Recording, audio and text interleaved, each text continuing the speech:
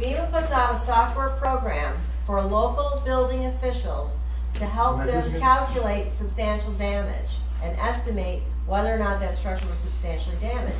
All right, the local building permit office, the floodplain administrator located there, is responsible to make that determination and give letters to property owners that say something like this: your structure has been substantially damaged by flood, it is out of compliance with our current floodplain ordinance, and you're required to bring it into compliance. And then you take that letter along with a contractor's estimate and a elevation certificate, and you submit that to your insurance company.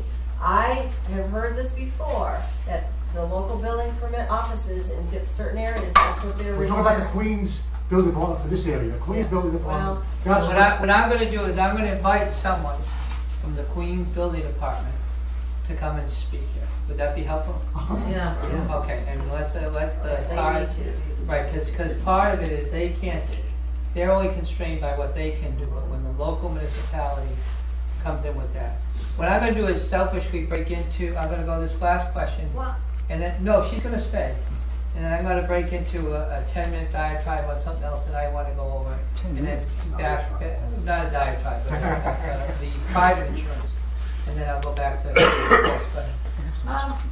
You had mentioned earlier about supplemental claims, and we just got our stuff from the adjuster now, his final estimates, and he's left a considerable amount of stuff off. The floor on one of the bathrooms, totally not there. An electrical panel, not there. Insulation in the house, not there. And I went back to him saying, you left all this stuff off. He said, well, you can put in a supplemental claim, and if you provide invoices and proof of payment, then we'll see about opening up a supplemental claim. Now, my feel is, I had the damage, you saw that I had the damage. Why? You left it off. I mean, there's no doubt about it. I'm supposed to have insulation on the bottom 4 feet of my house because I cut it till there. Why is the onus on me to start getting invoices and proof of payment for a supplemental claim? I hear what you're saying, but the onus is on all policyholders to provide documentation to support their claim. Actually, insurance adjusters are not even required to come out and do up proofs of loss. If you read in the policy states that the policyholder's responsibility is to sign and submit the sworn proof of loss. So they do it as a courtesy. Okay.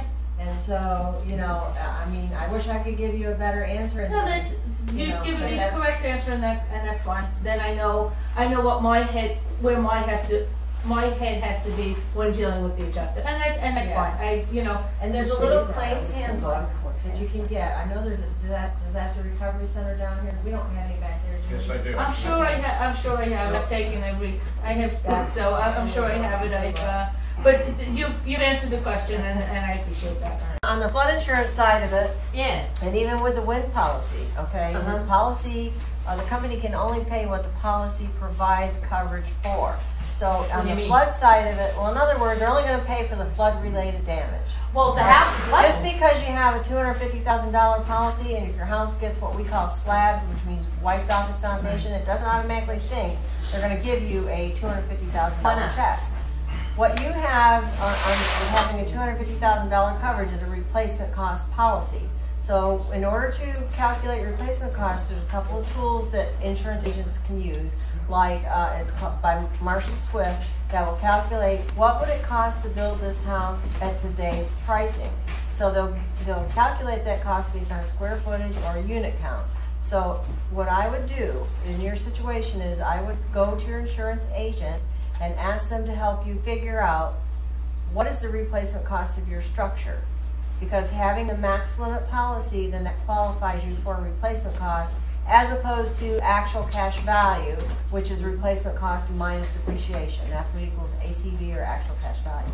Most insurance companies today require that people be insured to 100% of the value of the structure, replacement cost of the structure. In order to get to that figure, they have to have a tool that they use to figure out what that is, all right? So that will be based on square footage or unit count. What's And the then- unit count? Unit count, how many bathrooms, how many bedrooms, how many kitchens, how many. Then the replacement value would only kick in if you had a total damage, not if you had partial, Okay. partial claim. Well, no partial or even total damage, okay? Replacement cost under the National Insurance Program policy. People are entitled to replacement cost if they have a max limit policy of $250 on the dwelling, or if the structure is insured to 80% of the replacement cost at the time of the loss. Oh, okay, thank you.